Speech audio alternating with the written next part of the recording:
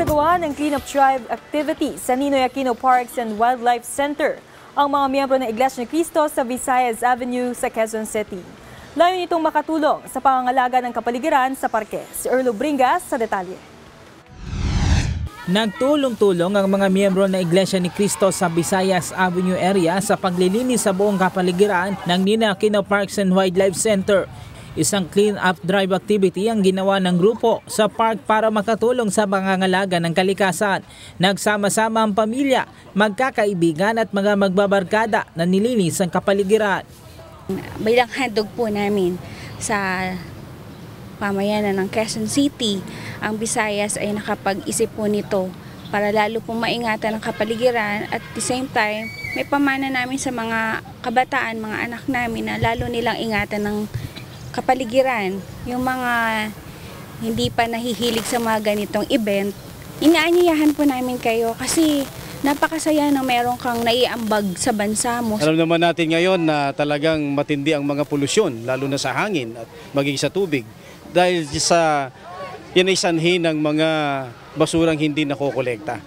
Alam din po namin na maraming mga organisasyon, mga grupo ng mga tao na mapagmahal din sa kalikasan at kapaligiran. Kaya hinihikayat po namin sila na magsagawa rin ng ganitong mga cleanup drive para makatulong tayo sa ating pamahalaan at makatulong tayo sa pangangalaga ng ating kalikasan. Kanya-kanyang bit-bit ng panlinis sa mga INC members patungo sa mga lugar na kung saan dapat nilang linisin.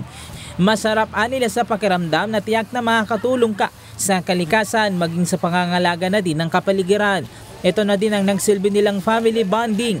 Bukod sa nakatulong ka na sa kalikasan, ay nagsilbi pa itong family experience. Ito pong park na to, ito lang pong kaisa-isang parke sa gitna ng Metro Manila.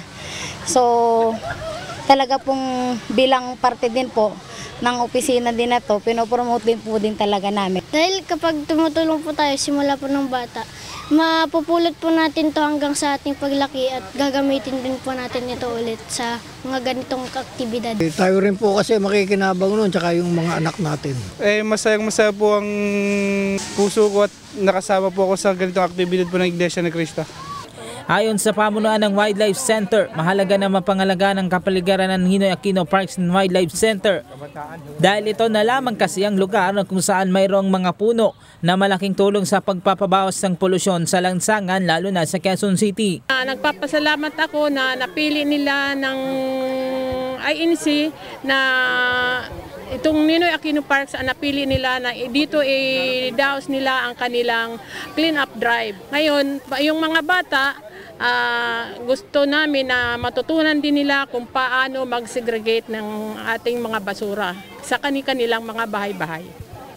Ang mga kabataan naman na kabilang sa Christian Family Organization ay nagsagawa naman ng waste management. Dito nila hiniwa-hiwalay ang mga basura kung saan dapat ang kalagyan ng mga ito. Etong mga nakikita niyong basura sa aking gilid, ito yung mga nakasegregate ng mga basura nitong pamunuan ng Ninoy Aquino Parks and Wildlife Center. Isa sa pinaka-importanting pag-iingat sa kalikasan ay ang paghihiwalay ng mga basura sa di nabubulok, gayon din sa nabubulok.